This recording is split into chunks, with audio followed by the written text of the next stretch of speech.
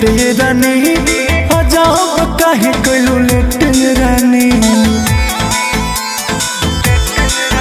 हरे मम्मी से तू कइलू भेट रानी जाओ काहे कइलू लेट रानी। नैहरे में पहिले होता छठ कहतिया माई करे के बरत बानी यही से जोगड़बे में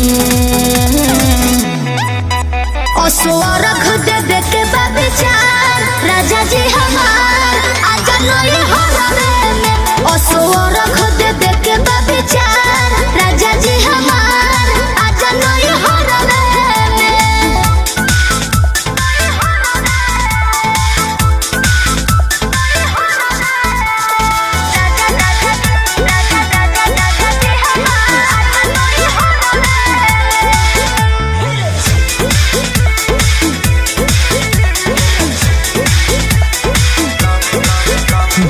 अपना तू ऐसन गईलू हो तू गईलू हो दिवालियों नमी में नहीं गईलू हो नहीं गईलू हो।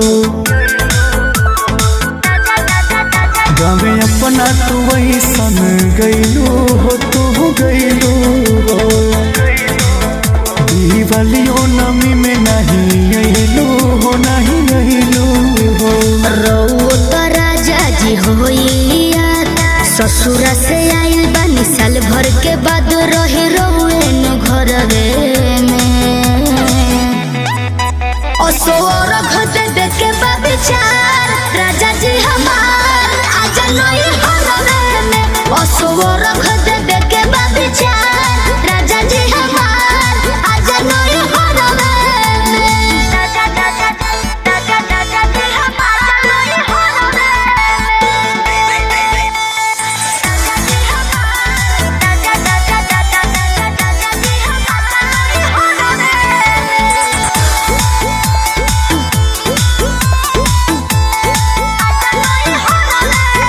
ठीक बापू जानिक से बीतैहा हो तू बीतैहा हो बाकी छठ के बिहान चली अइहा हो चली अइहा हो।